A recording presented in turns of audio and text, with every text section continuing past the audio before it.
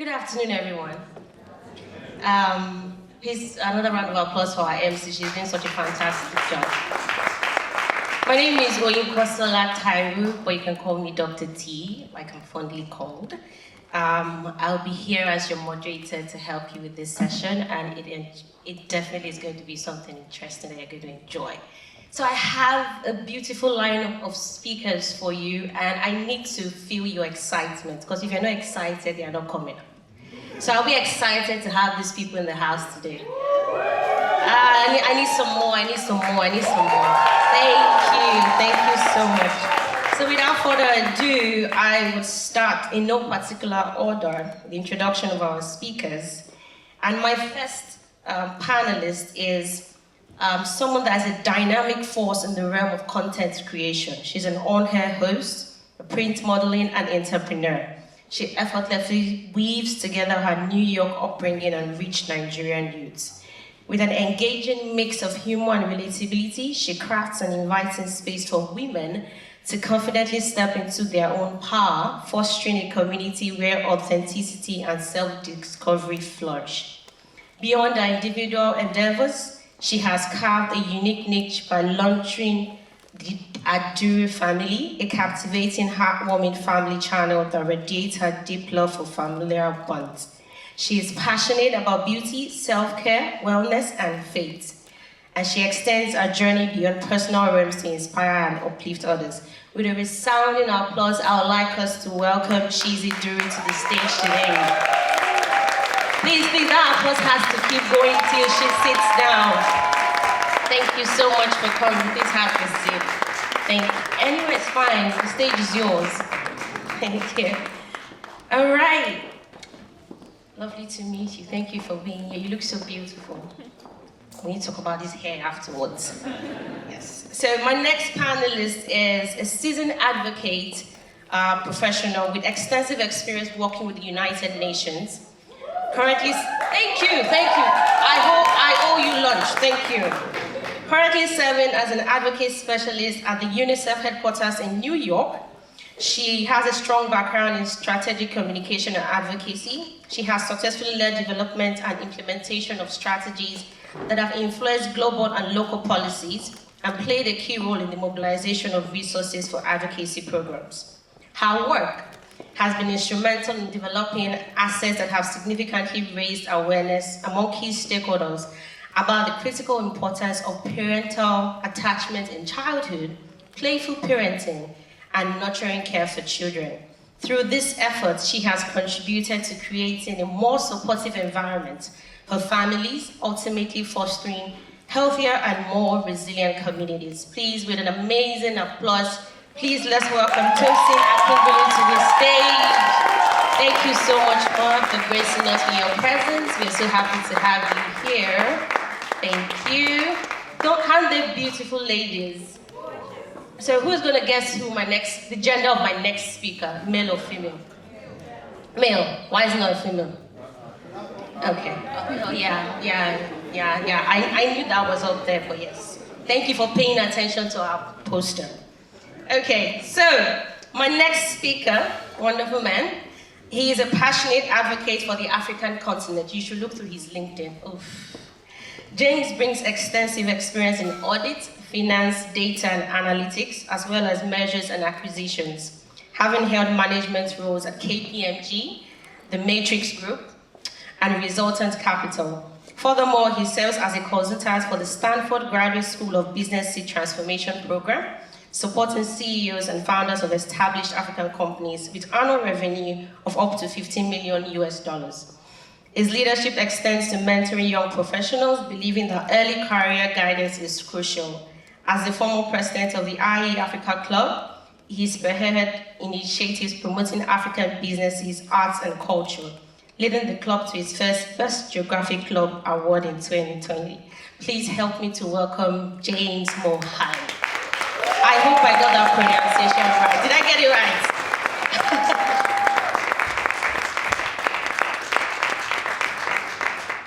Please let's give another round of applause for our beautiful speakers. Thank you so much for being here today. I have a couple round of questions for you that we'll quickly go through, but feel free to interact with the audience as much as you want to, and please feel free to interact with them as much as you want to.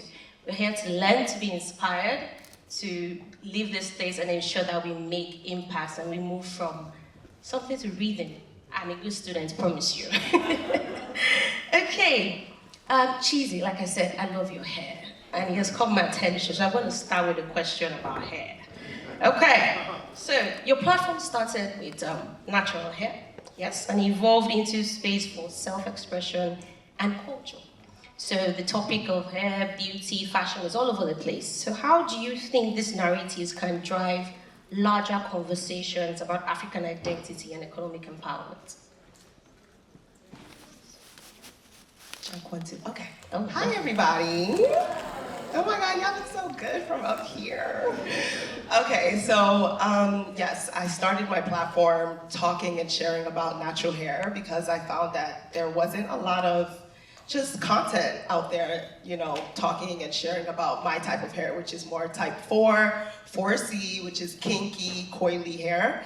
And for me, it was all about creating representation for that. And I think that ultimately speaks to just the larger vision of empowering Africa and our identity. There's so much power in telling our own stories, you know? And me being a Nigerian American, I was born here in New York, but I am of Nigerian descent. Shout out to the Igbos, any Igbos in the house? Okay, sorry, Igbo power, sorry, but I love everybody, No, but that's my story. And I think just sharing my story ultimately creates a space where we can create more conversations about what we are specifically going through. And, you know, the beauty industry, the influencer marketing industry, these are billion-dollar industries, right? And money talks. So when you garner an audience and you are sharing about hair and beauty, which is a billion-dollar industry, you essentially get to put our stories, our African stories, in the forefront, and you're able to leverage our community and speak to, you know, the brands and the stakeholders, and really create more spaces where we can build economic power, finances for us, and I think ultimately that's what it's about. So yeah, I think there's power in telling our stories, and that's how we build and leverage it too.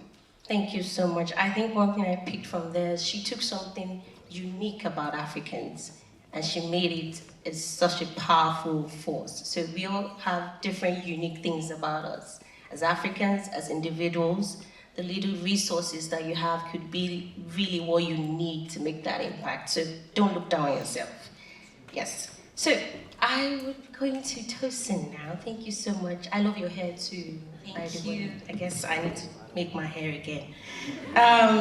You're an advocate, a wonderful one at that, and a communication professional. And you have played a significant role in advocacy programs targeted at impacting parenting in Africa. So how would you say the impact of media or media initiatives, what do you think media has to do, or the role of media in driving social change and development? Thank you, that's an excellent question. But first I want to explain to you all what advocacy really is, so we are all on the same page. And I think of it as an art of influencing someone who has the power to do something, or could be a group of people who have the authority to do something, to do what we want to get done, right? And with advocacy, for a lot of us, I might think, oh, what does that really mean? Many of us did this as children when we wanted to get something from our parents, and we had to maybe form alliances with our siblings or with one uncle, you know, to try to influence our parents to do something. And in the real world, it's the same thing. Behind every advocacy effort, there is a strategy, a plan of action. And what we've seen in many, many contexts is that the media is a major tool, a major tactic in every advocacy strategy. Doesn't work in all contexts, but in most contexts. And I'm going to give an example of how the media has been able to, you know, influence people and drive change. In West and Central Africa, this was a couple of years ago, there was a campaign to end child marriage in the region. And this is a region where we have about 2 in 5 girls getting married before the age of 18. And there's major negative consequences that come with that, impacting millions and millions of girls and women in the region. And there was a fictional mini-series that was employed. It's called Vaillant, it's a French word, which explored the issues relating to child marriage and the impact on girls. Many girls have to drop out of school when they get married. Some of them have, serious impact on their reproductive health as well. So this series explored a lot of those issues. And there was a focus group discussion that was conducted by UNICEF and partners after that series was released. And we found out that about 90% of participants in that focus group discussion in some of those countries only found out about the negative consequences of child marriage after watching those series. We also heard from them, in fact, 100% of those people participated saying that now that they understand the implications, whenever they hear about these issues in their community, they were going to act. Now that is the power of the media. The impact it can make, it can drive change, it can change perceptions, change values, and it's such a powerful tool that I think every one of us needs to be employing, especially in our advocacy efforts. Thank you so much for that fantastic response. And that speaks to the title of our panel session, which is Leveraging the Power of Media, Entrepreneurship, and Creative Storytelling as Catalysts for Development. So we can see a practical example of using media for development. Use your social media accounts, please. That's what she's saying in essence. Okay, so Mr. James Mogale, right? Thank you. I'm so proud of myself. My question would be, you've worked across several roles in finance and analytics. How do you think data and analytics can drive sustainable development in Africa? Thank you very much for that question. So we've seen, over the past couple of years, over the past 8 years or so, with digitization, we've been able to collect data more easily, process it, and analyze it, and leverage it in decision-making, and getting foresights, etc. And we've seen in the corporate space, particularly, companies being able to use that very well, right? Particularly even customer data, being able to understand customer behavior and leveraging it and exploiting it for commercial purposes. We're also seeing it in sports as well, where data and analytics is used to analyze players, for example in soccer, their performance in training, and actually improve their performance. We're also seeing it in film as well, where historical data has been used even to help with the production, even writing scripts, production, post-production, even in the marketing of the movies, even setting release dates. But we're not seeing much of that being used in the government space, particularly in Africa. And I see that's where governments can actually leverage data analytics in policy making. We have limited resources that data and analytics can actually be used to, make more efficient use of those resources. It can be used in the health sector as well, in terms of tracking disease control and allocating resources. We've got crime issues, a few African countries where policing as well, right? Data analytics can actually be used. And of course, there are some challenges in terms of collecting that data, because a lot of our governments are using legacy systems with a lot of manual inputs. And in certain countries, for example, you might find that even the systems are not integrated from province to province within the same country. So a lot of work will need to be done in order for us to collect that data, be able to process it, and be able to analyze it. The other one, I guess, it's on the mineral side. We've got abundance of minerals that are very important for our transition to renewable energy, and also with emerging technologies that are coming up. Right? We've got the cobalts, we've got the lithium, magnesium, graphite, you can name them. So data analytics can also be used in there for us to be able to understand the results that we have and make the best use of them. We've seen in the Middle East they've been able to make use of their natural resources to develop their countries and enable them to also diversify from reliance from those resources. So that's where I see potential for data analytics. You've almost convinced me to change my major to data analytics. Thank you so much. And just to make this more flexible for everyone, if you feel you have some contribution to any question that is not directed at you, please feel free to, join the conversation. So, I would come back to Chizi. I would surprise you guys. I wouldn't go this. It could be random, just to make it interesting for everyone. You've built a very strong personal brand that blends your ethnic and cultural identity that I'm so sure you're proud of, your love for beauty, self-care, wellness, faith, and family. But we'd like to know what the turning point was for you when you realized that you could turn this interest into content creation and turn this content creation into a full-fledged business. What was that turning point for you? That's a great question. Thank you. Yes, so a lot of people don't know this, but I definitely went to college for biology. I was a pre-med major, and it's the whole Nigerian story. I was supposed to be a doctor. Well, who knows? Maybe one day I'll make my father proud. But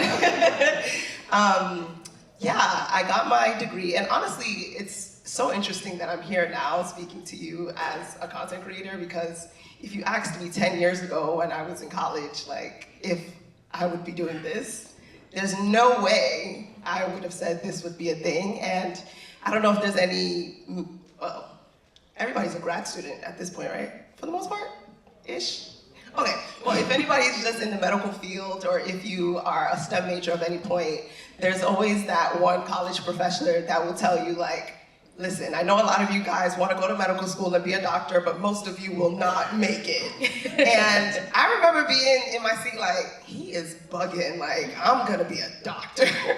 So the fact that I'm here is so funny, but either way, I think for me, I always had an affinity to public speaking, communications, media, but I also grew up watching Grey's Anatomy, and my parents told me to be a doctor, so I was like, that makes sense, But I think by my junior year, I really started to think about what I wanted to do with my life. Right. Like, seriously. And I took note of what my interests were and what I naturally gravitated towards. And I noticed that when I would just look at people like Oprah, Tyra Banks, even the Beyoncés, just big entertainers and trailblazers, I felt more compelled to their path and what they were doing. And I like to consider myself a trailblazer. So I'm the only daughter in my family, I'm the only girl. And I kind of just do what I want sometimes. It's the perks of being a daddy's little girl. And I don't know, I had this feeling in me that I think I should pursue this. I started my YouTube channel back in high school, so it was something I was doing just as a hobby, and I continued throughout college while I got my degree, but by my junior year, I really started to think, I think this is something that I should pursue for real. And I decided to add a communications minor just to see if communications and media was something I should follow.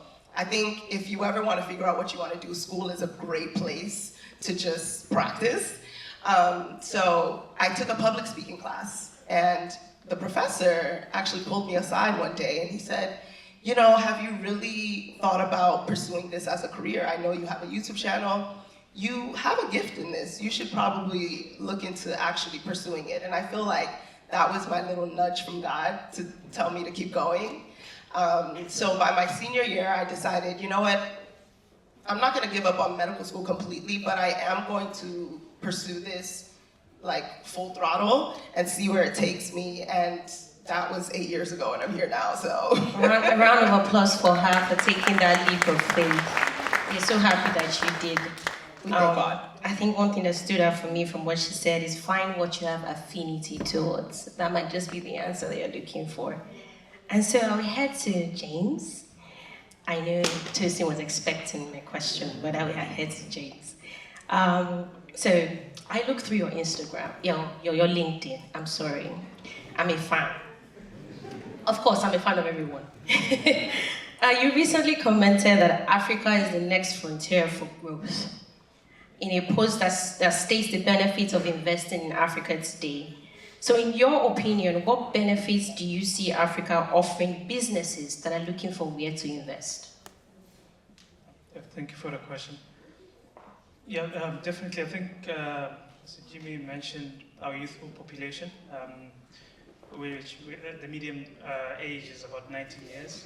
So this presents a big opportunity for African continent, to reap demographic dividend if we are able to use it, right? And I think our population is currently, combined size, 1.5 billion people is expected to double by 2050.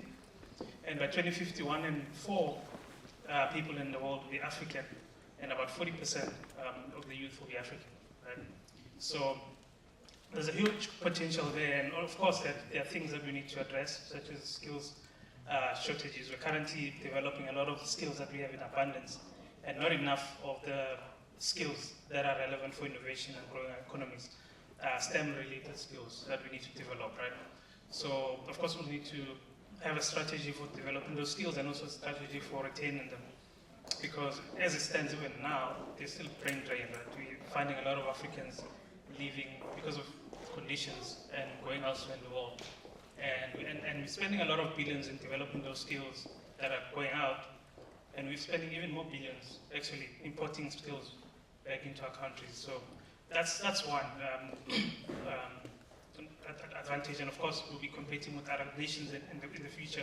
A lot of nations are facing aging populations, and a big proportion of our workforce will actually be, of our population will be in the workforce. Therefore, there's an opportunity for the continent to be productive and to grow economies.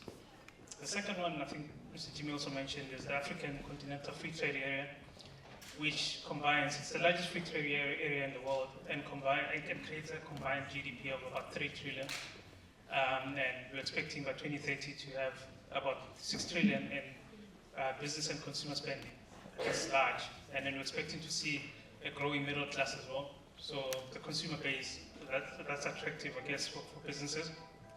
But also, it's a free trade area. So if you are investing or starting a business in Kenya, for example, all of a sudden you have access to multiple other African countries that you can serve. And of course, there are challenges that we need to address, such as infrastructure gaps. We need to work on our ports, our custom processes, build capacity, and free movement of people as well. Roads, various other things that we need to address, and regulatory issues as well that are currently inconsistent in many tax issues as well. Tax regulation that can be complicated at times. So there's still a lot of work to be done, but that's a big opportunity that I'm seeing. The third one would be on the agriculture space. I think Mr. Jimmy also mentioned that as well. We currently have 70% of the world's arable land in Africa, and we can grow almost anything on the African continent, right? Which is a big opportunity.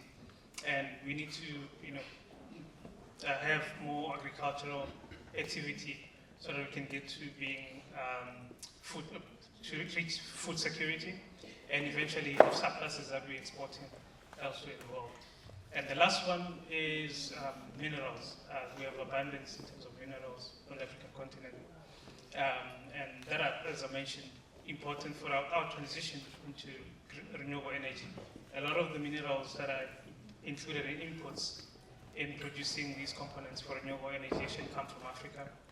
And various other minerals that are important for emerging technologies. So Africa is definitely the place to be. Africa has so many places to invest in. Thank you so much for that beautiful answer. So Tosin, finally, you've had an impressive career working with UNICEF and United Nations. We should speak afterwards. Can you tell us what sparked your passion for advocating for children's well-being and family support?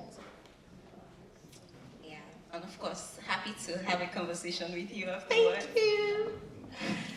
Yeah, for me, the work I do currently focuses on parenting, advocating for improvement or increased parenting support programs across Africa, but also across the world. And also linked to that is the work we do in early childhood development and child protection. And for me, I think that our children, for Africa, but also for the world, are the greatest investments. They're the greatest assets that we have. And just being able to invest in them, ensuring that they have a safe, nurturing environment for them to grow, I think it's critical for the future of our continent and for the future of the world as well. Because these children are the ones who will grow up to become the leaders of the nation. They're going to be the innovators, they're going to be the change makers. So the world that we're going to be living in few decades from now are going to be greatly influenced by this youngest generation. And I think it's very critical. We can't talk about sustainable development without bringing children to the core center of that conversation. And so that's what keeps me up at night. How can we create better policies to support children? How can we ensure that they have an enabling environment where they can thrive and become, what they should be, achieve what they should achieve and grow to their full potential. So yes, that's really why I'm passionate about this area, and at every opportunity I have, I champion, the rights of children. Even in my family, I talk about this a lot. My sister's like, oh yeah, there she goes again. We talk about children. So yes, for me, that's why I'm passionate about this area of work.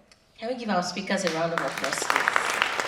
Are we enjoying the session so far? Do you feel like you can be just close right now and everyone will be happy? Okay, I guess nobody said yes, so I'll continue. Okay, so Chizi, last week I stepped into Sephora and I might have spent more than I budgeted for. You were recently chosen for the Sephora Squad. Congratulations. Can we say a big congratulations to her? It's a global beauty company and, extensive reach, right? So how do you approach brand partnerships like this one to ensure they align with your values and community and the brand you've built? Amazing question, and thank you so much. I'm doing so well. Just as a fun fact, I actually applied for Sephora Squad 3 times before I made it. So if you don't get picked the first time, try again. Yes. But when it comes to brand partnerships, so brand partnerships are one of the main ways that creators make a bulk of their income, aside from their own products and things like that. And I've definitely been graced to have the opportunity to work with a lot of amazing, amazing brands. And doing this job has been a learning curve for sure, because I didn't have people in my corner to kind of give me insight and wisdom on thinking about the long game. When I first started, I was just like, I don't know if I'm gonna go to medical school, let me just keep putting my foot forward and see what happens. But when I finally decided to take this on as a career and really build my business, I had to start thinking strategically about how I worked with brands, because it's impactful, and it's not just about me, it's about my audience. And is this partnership and this product or this service that I'm sharing, is it serving them, right? Is it beneficial to my audience? Because ultimately that's what it's all about. So that's how I think about partnerships now. I think about my audience first. Is this something that they can utilize? Will this make their lives better? And also then after that, I think about myself and my brand. And I think about how I can leverage this partnership. So something like the Sephora Squad, partnering with them puts me in the eyes of so many more brands than I normally would have been able to. So on top of it making sense for my audience, it also makes sense for me as a brand. So it's been an incredible experience being a part of Sephora Squad for sure. So that's kind of how I think about it. I think about the long game. So I think about strategy and wisdom, and really how does this propel not only my brand, but how does it serve my audience? Wow, wow, wow, wow. I would apply. Would I get it? Possibly. Okay, I'll try. Okay, all things are possible. Thank you. I think one thing that I would take from what she has said is partnerships. I don't think we can make the impact we're looking to make in Africa without partnerships. And just like Jimmy Terry said, in a nicer word, relationships. So we need to build those partnerships, those relationships to be able to make that impact. So over to Tosin right now. Thank you. Parenting support programs have definitely gained significant attention thanks to your advocacy efforts. Thank you so much. What tangible changes have you seen currently in policies or in commitments from the private, public sector as a result of what you are doing? Yeah, so we've seen lots of commitments, lots of changes across different stakeholders, so government partners, but now we're talking about the private sector. And one we've seen, and I know we still have a long way to go when it comes to this, but it's in promoting family-friendly policies. And one key part of that is parental leave. Now, this is a critical conversation because we know we still have many places in the world, many countries that need to do better, many organizations that need to do better to ensure that when parents have children, especially in those early years, especially when you have a newborn, that they can have the time to bond with their kids, to take care of their kids. I know for many organizations in the private sector, there's the argument that, oh, how are we going to cover the cost if we let an employee go for, X number of months? But there's also the return of investments, because when the parent is able to bond with the child, it helps the mental health of the mother or the father and the child. It also helps them become even more productive when they come back to work. And it helps the society at large. There is research that shows that for every 1 month increase in maternity leave, it translates to a 13% reduction in infant mortality. So let me break that down. So for instance, if you're offering 4 months of maternity leave, you increase it to 5 months. It translates to a 13% reduction in infants that are dying in that country. So this is very significant. It's important for everyone, the society at large. And we've seen some private sector organizations do better. Some of them are offering, increased number of months for parental leave for their employees. We know we still have a long way to go, but we've seen some improvements, especially in Africa, across some sectors. We are also beginning to see private sector organizations offer access to childcare services. We've seen some factories in East Africa, for instance, ensuring that they have on-site childcare facilities where mothers or fathers can drop their children with a caregiver while they work. So these are some improvements we are seeing. A third one would be partnership and support in terms of providing resources to scale up parenting support programs, ensuring that parents can have access to the resources, the skills that they need as they take care of their children, especially in those early years. For instance, UNICEF is currently partnering with the Lego Foundation to support the scale-up of parenting support programs, ensuring that parents, can learn how to play with their kids, how to bond with their kids.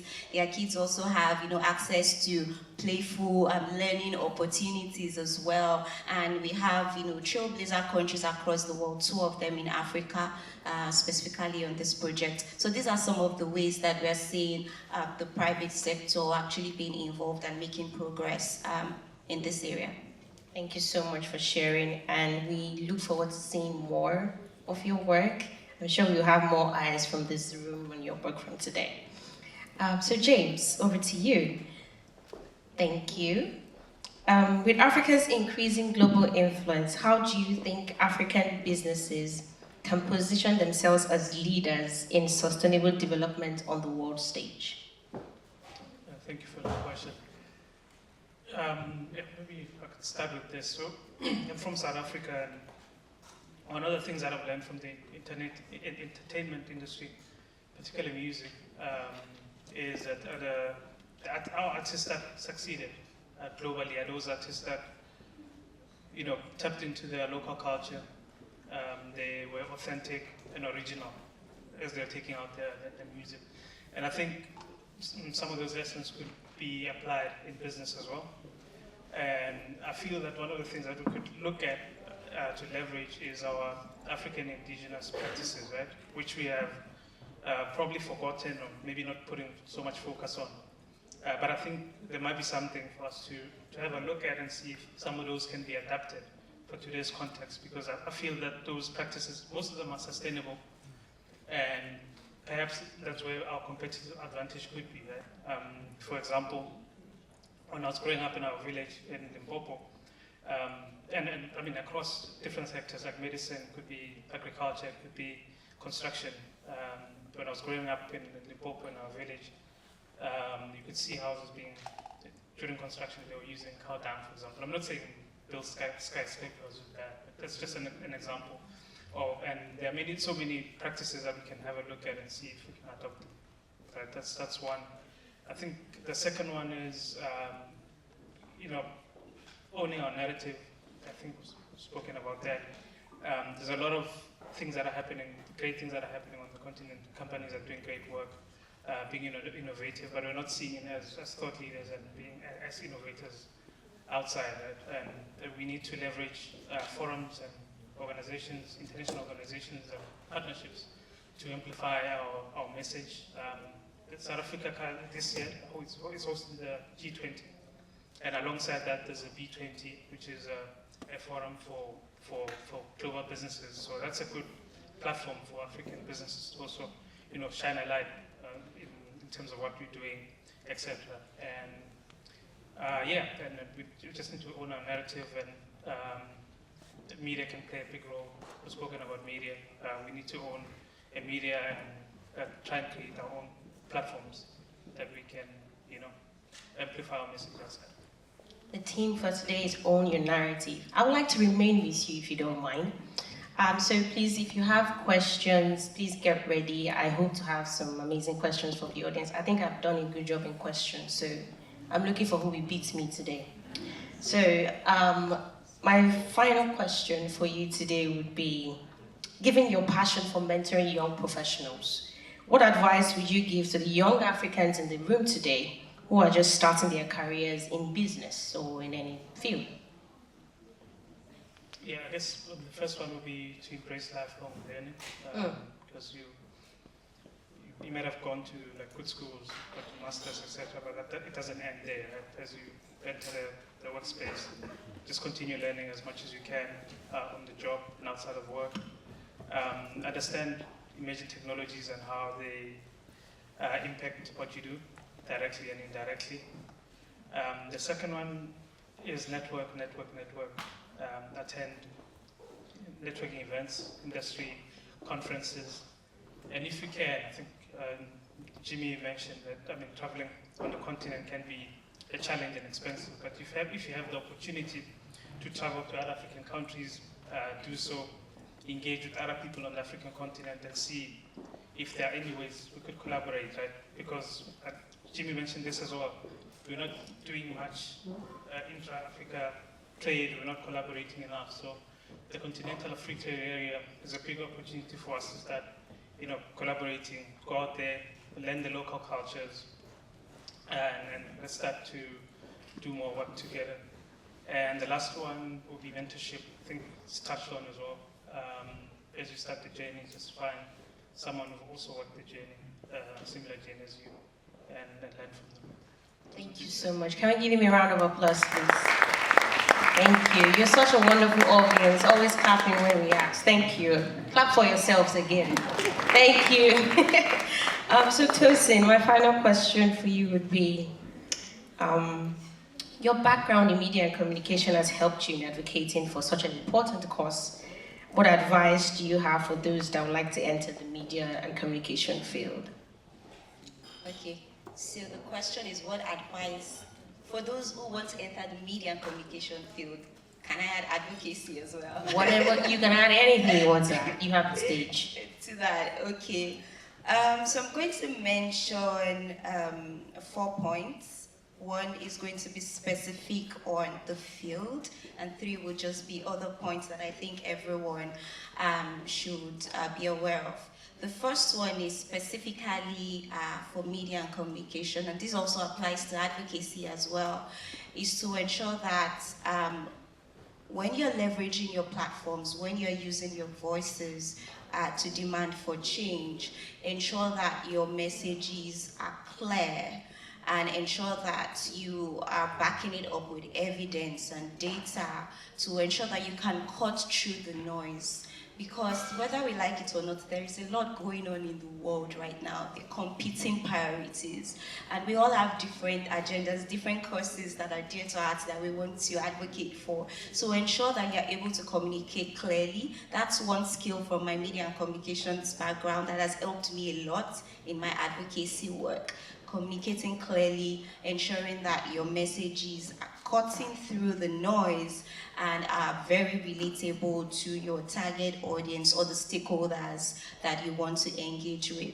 And the other 3 things that I'm going to mention, I just think are very important and critical for everybody as you embark on your career. The first one would be to ensure that you have a positive mindset. It's very important. There's going to be a lot of negative talk around you, but just ensuring that you are approaching every opportunity with positivity.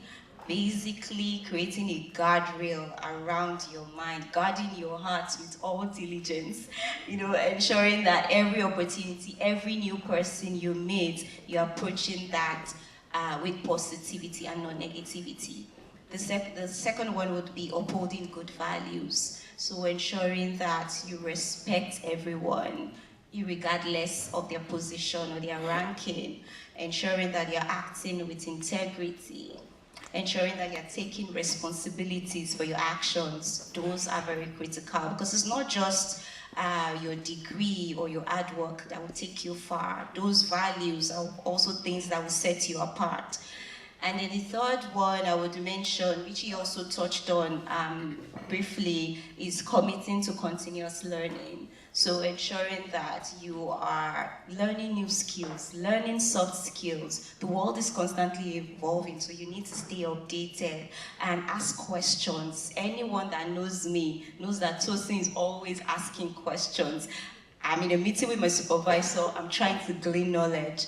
Even the interns that work with me, I want to learn from them. I'm like, oh, you Gen Zs. There's always like one new thing on TikTok or the other, like teach me what you know. So continually, ensuring that you're updated and you are, investing in yourself, I think is critical. And I just want to mention one last thing before I go, because I think it's one major challenge that a lot of people encounter, most of the people that I've spoken with. And Jimmy talked about that a little bit as well, and that's conquering imposter syndrome. Many of us, especially when you start a new job, you have this feeling of, do I have anything to offer here? Do I even belong here? Do I fit in? Right? And I think it's very important to know that you have a unique value to offer, and you are here for a reason. So always remember that, have that at the back of your mind. Don't let imposter syndrome keep you from taking those new opportunities, even if it's as simple as speaking up in a meeting with your shaky voice. And I like how, I think it was Janet who came up here and she was like, oh, I'm shaking, but I still want to ask this question. So take that opportunity, seize it, be bold, be courageous, because you have a unique value, you have a lot to offer.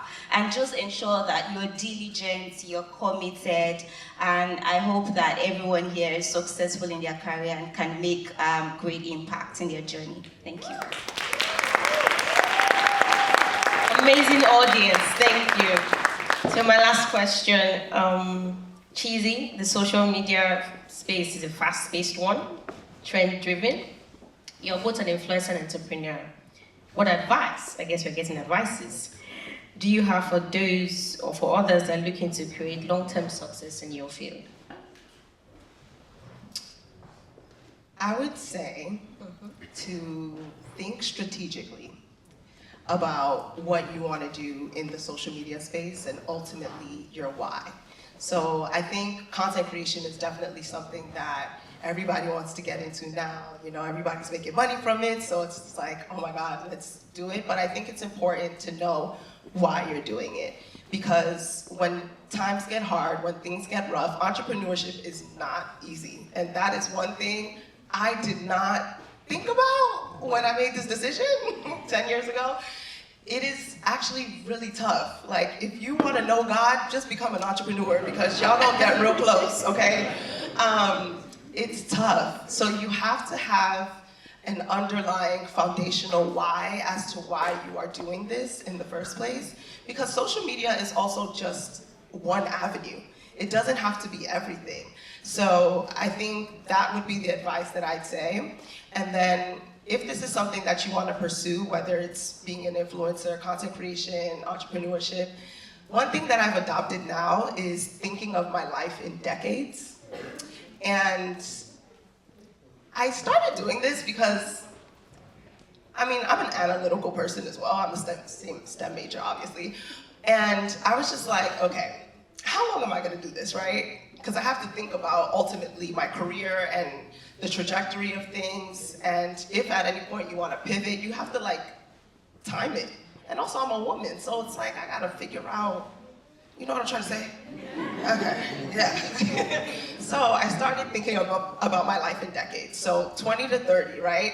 That's that first period where you're probably gonna be in college, and then there's 30 to 40, and then it's 40 to 50, and then it's beyond. You know, shout out to all my above 50s out here, okay? Tell us, I need your wisdom. But when I started thinking of my life in that way, I realized that we don't actually have that much time. Not to scare anyone, obviously, but life is long, but it's short. And if you are not, if you aren't intentional about maximizing the time that you have, you can really waste it. So if entrepreneurship, content creation, just doing what you love and your passion is something that you want to pursue, I do want to encourage you guys just to think long and hard, be strategic, don't waste your time, right? And one of the ways I do that is by thinking of my life in decades. So I'll split the first decade and I'll split it in half. So, okay, I got 5 years. I'm gonna put 5 years into this, see where I'm at. After that, we can reflect, we can readjust, and if we have to pivot, we pivot. If things are going great, we keep on going. And ultimately, I think that's the advice that I'd give. Thank you so much. I love you guys. So I only have time for one question. Oh wow, how do we do this? Who do I pick? This is difficult. Can we have some hands down so that oh my God. I think we've had two ladies ask questions, so I will look for a man. Sorry, my people. Okay. Because he's sitting at the front row. Yes, let's have him. Can we get him a mic, please? Oh, sorry. Thank you. Please, if you have more questions for them after the session, after the conference, you can always walk up to them and ask your questions. They are very available to talk to you. Yes. Good everyone, my name is Oluwatosin Akingbulu. Amazing to be here in this room with you guys, lovely speakers. Truly enjoyed the conversations. I think my question really is more geared towards James. You spoke a lot about the diversity of different topics, from economics to trade to technology and whatnot. I'm kind of curious, and you also have a capital advisory firm, Resultant Capital, and I'm kind of curious, what sort of asset do you guys invest in, first of all, and also, like, you know, in that sort of asset investing, how do you guys use technology to kind of, you know, bring more value to that sort of asset, and how does that relate back into what you do in Africa, if you might, you know, towards that, and, you know, how can we also as diasporas kind of get involved in using our diverse skill set to like bring value to like assets back in Africa, or, you know, things of that nature? If that makes sense. Okay, thank you for the question. So we we're not investment principals. We're more on the advisory side, mobilizing capital. So it's building a bridge between opportunities in Africa and capital in the US and elsewhere. So, but primarily more established businesses with predictable cash flows, and we do primarily debt financing. And sorry, I didn't get that.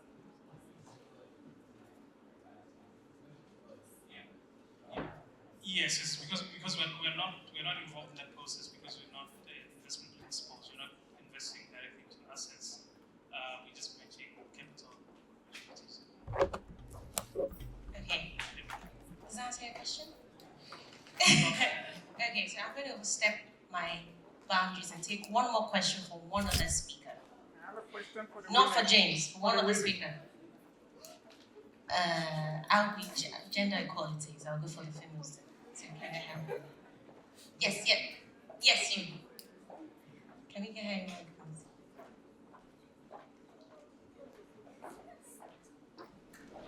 Hello, my name's Kelechi, and I'm a global public health and applied psychology major here at NYU.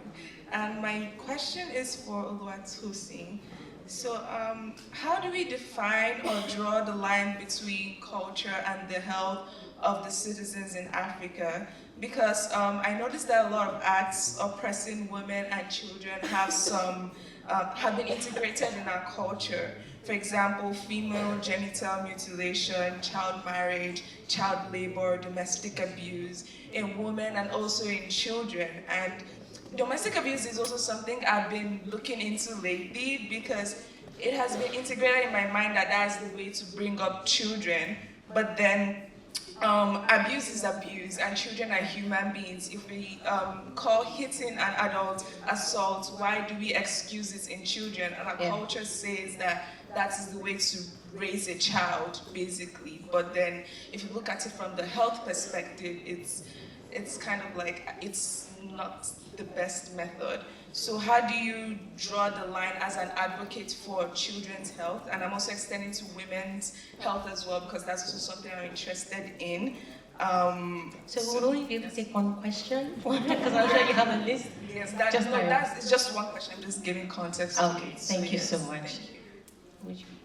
Thank you for that question, and that is an excellent one.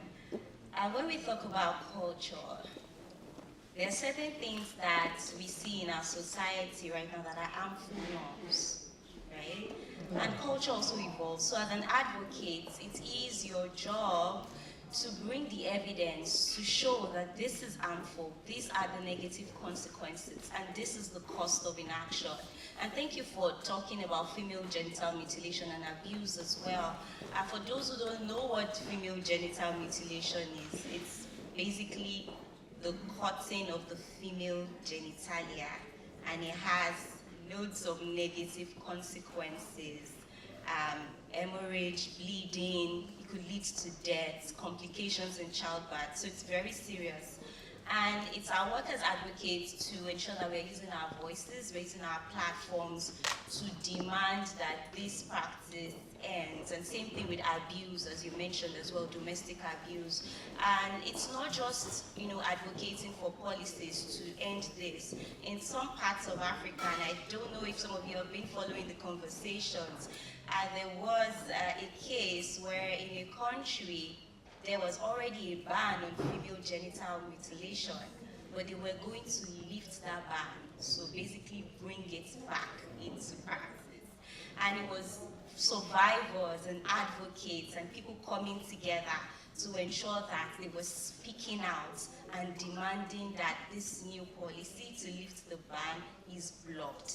And thankfully, yes, that was a successful advocacy effort.